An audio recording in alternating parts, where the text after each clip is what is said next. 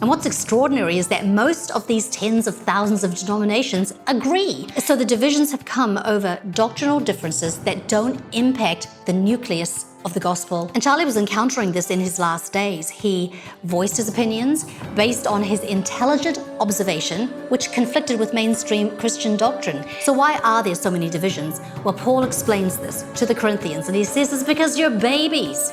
You're immature. You can't get off the milk. Charlie Kirk's death has highlighted our political climate of intolerance, of hate, and a dark, deep chasm of division. Our culture no longer knows how to disagree without destroying, and that has created fear of expressing differing views, and that same fear has crept into the church, where believers increasingly treat differing views on non-essential doctrines as threats. No doubt you watched at least some of the highlights of Charlie's memorial service. Erika, in her really beautiful and often quite stunning remarks, she said she sees revival. She says many people for the first time are opening their Bibles, for the first time going to church or going back to church. What will they find? They must find unity of a kind that just doesn't exist in our world. They must find people who can talk about things freely, with love, who do consider each other's interests to be more important than their own, and who can bear with each other's differences. Welcome to Morning Tea.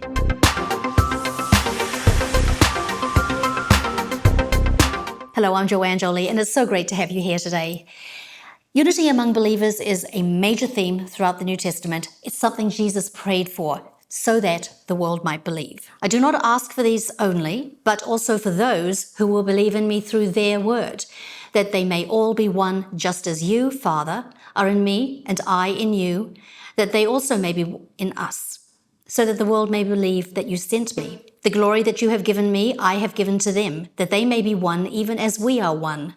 I and them, and you and me, that they may become perfectly one, so that the world may know that you sent me and loved them even as you loved me. This is so important, and unity is a directive of the church leadership, which way too many preachers are just not doing. So Christ himself gave the apostles, the prophets, the evangelists, the shepherds, and the teachers to equip the saints for the work of the ministry, for building up the body of Christ, until we all attain to the unity of the faith and of the knowledge of the Son of God, to mature manhood, to the measure of the stature of the fullness of Christ. Paul frequently urges unity, that there be no divisions among you, and that every effort to keep the unity of the Spirit in the bond of peace. But what we have, according to the World Christian Encyclopedia, is a shattered 45,000 Christian denominations worldwide. And even if you take that number and you break it down into the major global denominations, like you've got Catholic and you've got Orthodox, Independent, and so on, we're still looking at tens of thousands of divisions. And what's extraordinary is that most of these tens of thousands of denominations agree.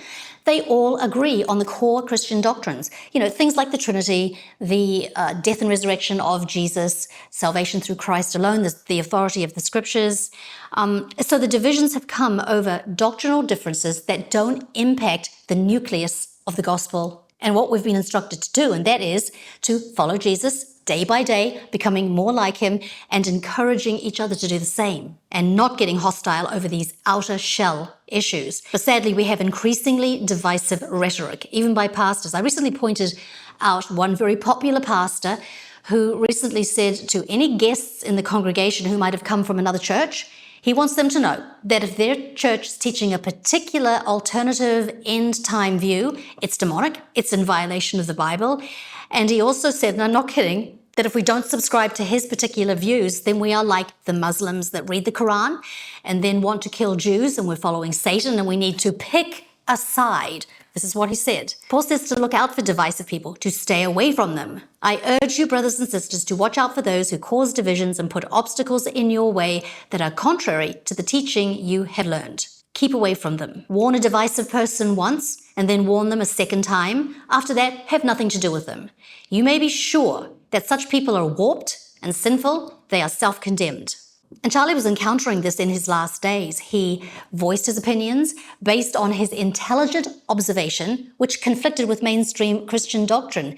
And he said, this doesn't make you a bad Christian. Watch this. If Bibi Netanyahu does something I don't like, and if I criticize it, am I like a bad Christian? What I find strange is that We're able to criticize the American government sometimes in the Christian world with more freedom than the Israeli government. Right. They don't want to be called bad Christians if they challenge a foreign government, which is what happens so often. You're a bad Christian if you have a question about a foreign government. Right. That creates backlash that I don't think people understand.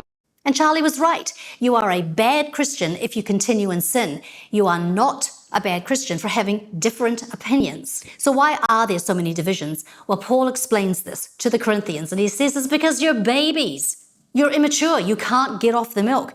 And this is evidenced by jealousy and quarreling and divisive identifying with their favorite teacher. You know, I'm of Paul. I'm of Apollo. I identify. Rather than identifying only with Christ. And another reason is the judging of one another, believers judging each other over non-sin issues. Paul calls them disputable matters. For example, in Acts, there were arguments over the Jewish laws, days and foods, and these are personal matters where believers in good faith are just doing their sincere best to serve the Lord, and based upon their conscience, based upon their understanding, which is always growing and changing as we mature. These personal, non-sin matters are directly one-on-one between the Lord and his servant, and it's none of our business. If you keep a certain day, fine. If you don't keep any day, fine. There's no sin here. We have a very wide latitude of freedom in our faith.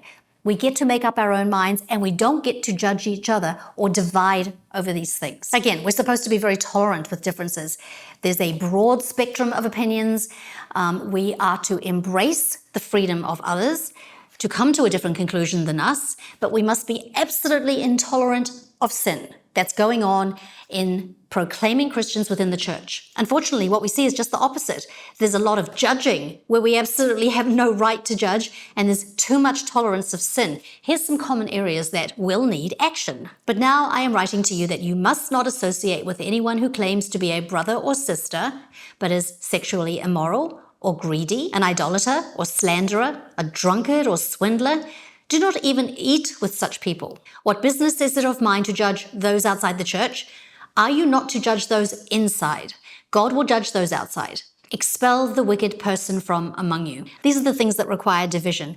The Methodists, they split last year over issues around gay clergy and same-sex marriage. But the hostility that's happening in the churches over differing views on things that Paul calls disputable matters is going to get you ostracized. And many people, they've just shut down and they keep their opinions to themselves.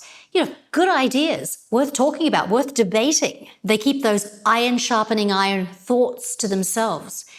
There is an unauthentic, fake unity, and the people stay dull and they stay immature in the faith. When we have a situation where everybody agrees because no one dares to speak out, this isn't unity, it's conformity under pressure, which ultimately leads to division anyway. It's just sort of a more quiet, more passive kind.